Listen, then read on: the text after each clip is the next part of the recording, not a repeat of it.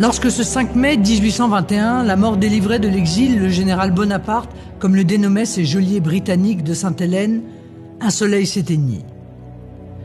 Celui qui était rentré dans la légende de son vivant expirait en consacrant ses ultimes paroles aux Français qu'il avait tant aimés et si impérialement servis.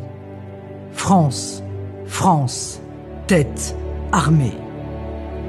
Il mourut comme un astre se couche, écrivit le poète Victor Hugo. 200 ans après, la destinée mythique de l'empereur des Français, celui dont le seul nom fit trembler les tyrans, évoque encore aujourd'hui la grandeur, le courage et la puissance de notre pays.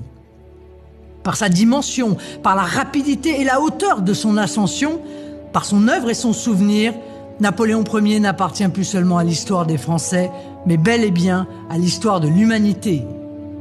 Arcole, Aboukir, Marengo, Austerlitz ou Wagram, tant d'évocations qui signifient gloire et victoire, ces victoires qu'il disait voir dans le rêve de ses soldats. La France de Napoléon, ce sont 134 départements avec pour chef-lieu Hambourg, Barcelone, Rome ou Amsterdam.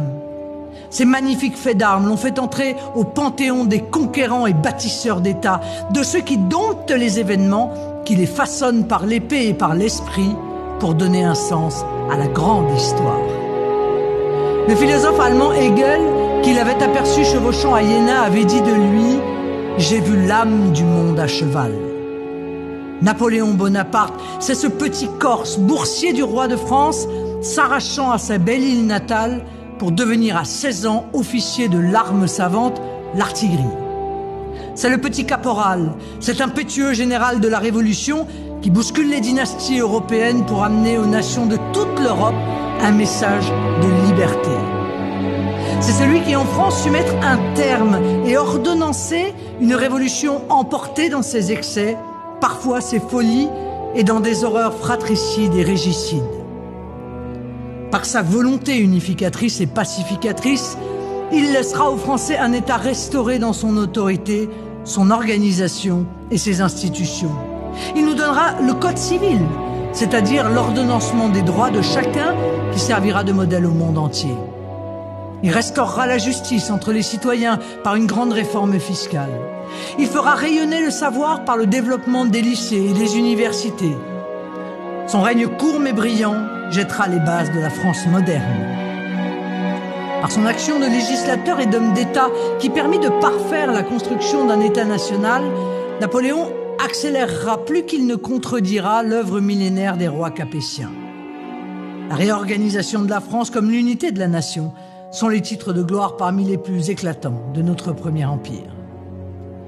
Au-delà des siècles, l'ombre immense de l'empereur laissera surtout aux Français la fierté légitime d'être des leurs.